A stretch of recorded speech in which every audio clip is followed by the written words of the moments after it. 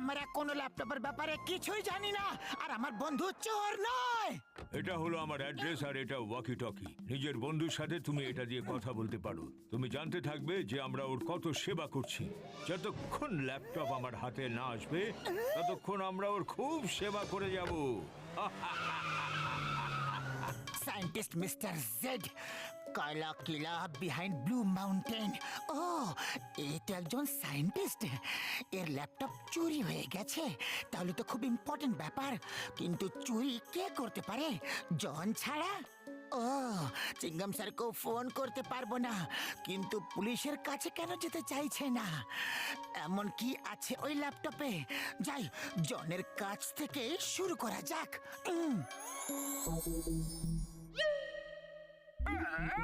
যা টাইপ করবে সেটা পূরণ হবে। আচ্ছা, এই ব্যাপার, চলো ট্রাই করে দেখে।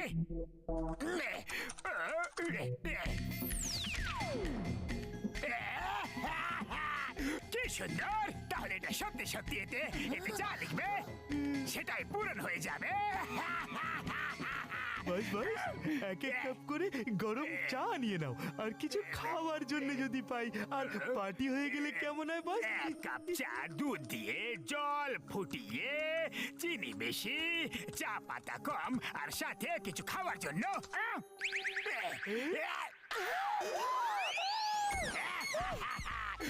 এবার বুঝলাম, তাই ওই সায়েন্টিস্ট ল্যাপটপের জন্য এত চিন্তিত ছিল, আর তাইও পুলিশের কাছে যেতে চাইছিল না।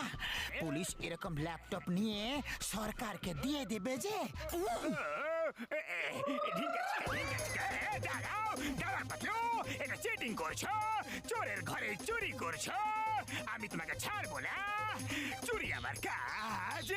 ধরো ধরো, আরে আমাকে না, আমাকে না, পাতলুকে ধরো।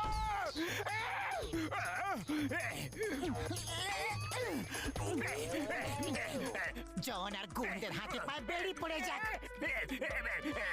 পাতলু চোরের উপর বাট পারে, আমার ল্যাপটপ নিয়ে দিলে পারে। ওই ল্যাপটপটা আমার। আচ্ছা, আমি মানি জানি না, পরের জিনিস নিজে, তাই না? আর এই ল্যাপটপ ওই গাড়িওয়ালা লোকটার। আমি তোমাকে দেখে নেব। সারা জীবন পড়ে আছে, দেখতে থেকো। কিন্তু এখন আপাতত আরাম করো। বলো, তোমাদের সেবার জন্য লিখবো যে একটা ক্ষুধার্ত বাঘ এখানে চলে আসো। এরকমটি করো না। জন, এখানে আরামে বসে থাকো, আমি চললাম। বাট আপনি শুধু চা আর 100 টাকা কেন তাইলেন? 2 টাকা কেন তাইলেন না? আমার মা